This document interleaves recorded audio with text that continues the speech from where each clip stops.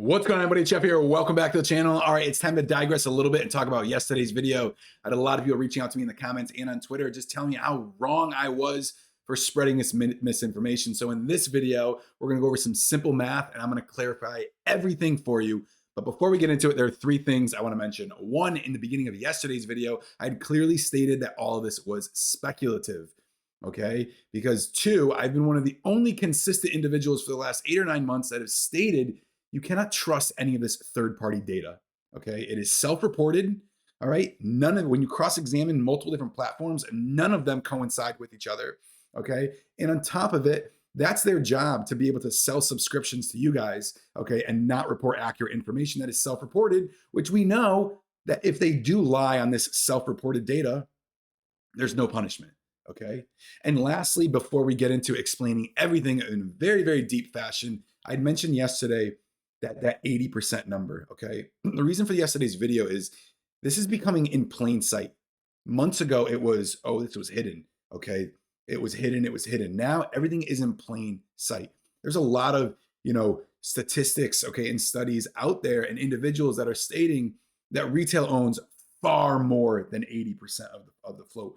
But we can use that 80% as a reference number. Now, it was mentioned in June of last year. And even if there are some small paper hands that have gotten out of the play, we know that number, okay, is still very, very close to that 80%. All right, meaning whatever the information that is clearly in front of us is extremely misleading. I'm going to break everything down for you. Let's get right into it. First off, let's talk about this, the institutional shares.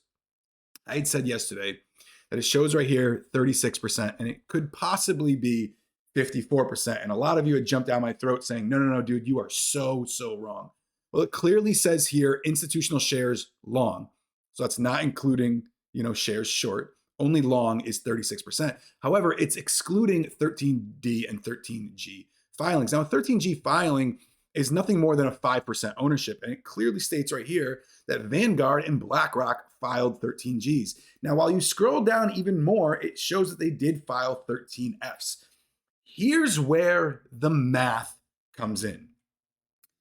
They had about 14 million shares, okay? And now they have about 90 million shares, which means the difference between them is 74 million shares added, okay? 74 million shares added. However, the change was only 17 million, which means if they're including those 74 million shares, which I believe they are not, and I'll tell you why, that means there had to be how many shares sold in order to get that number, 17.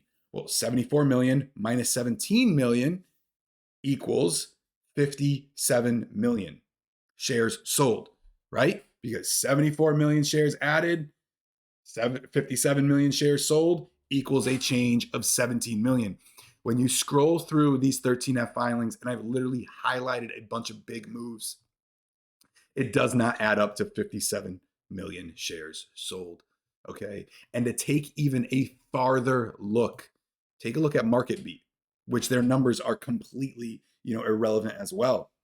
If 74 million shares were bought, and this was included, okay, even though it says it excludes a 13G, all right, which means it would cross it out. If it was included, they bought 74 million shares for what? $3.50 a piece, okay? And they sold 57 million shares for less than $1 a piece. Something doesn't add up right. Something doesn't add up right. And that's clearly what that video was based upon. It has nothing to do with the direct ownership, all right? Whether it's 36%, whether it's 54%, whether retail's at 80%, retail's at 5,000%. The point of the matter of that video is everything is just becoming in plain sight. That they can no longer begin to hide saying that the float is not overly owned and overly shorted. It's in plain sight. You don't have to dig through information. It's literally right in front of us because it is snowballing. Everything is a snowballing effect, okay? That's the first point on it. The second point behind this is, guys, I've been investing in the stock market for quite some time right now. Okay. And one of the biggest things that I learned a long time ago, there were three things. One, you don't fight the tape, you don't fight the Fed, and you don't fight the funds. Now, I understand that this plays a little bit different. And those sayings come before social media was around, before retail can talk to each other on Discords, on Twitter, okay, and so forth. All right, and on Reddit.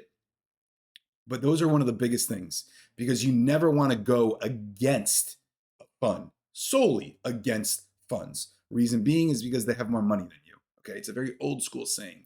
So a lot of times when I invest in positions, when it's long positions, when it's quick positions, okay, having affirmation of big money behind you, okay, is a positive reinforcement.